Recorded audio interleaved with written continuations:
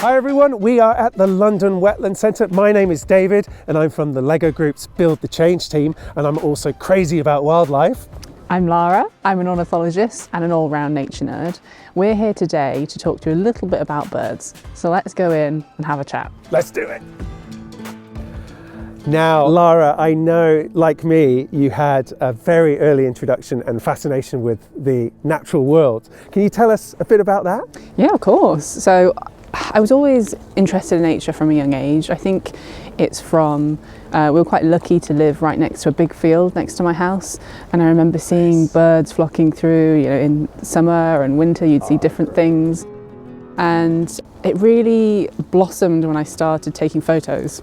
So that was what ignited it, and ended up studying zoology at university. Zoology, nice. Yeah, so all about animals and evolution and sort of how they work, their behaviour, and it just, yeah, it grew from there. When you were younger, we talk about learning through play. How did that factor into your kind of nature love? I'd always loved being out in nature, building dens. Yeah. We had a woodland near us, and when you're a child, like, there's so much magic in everything in the natural world. It just makes it so, you know, your imagination can come up with all these different things. Totally. You do a lot of work yourself to help protect birds around where you live, especially, well, and beyond. Tell us more about that. Yeah, so I do a lot of surveying, basically to look at what birds are using certain sites, and that helps inform what should be protected.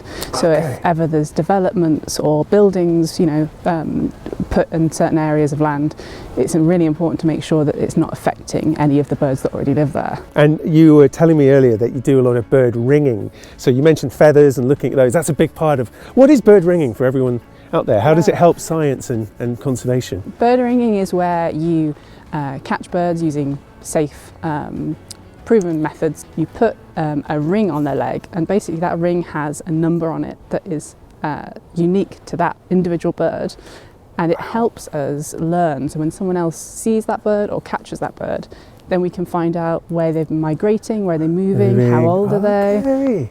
So it's really good for conservation purposes, for many different projects around the world.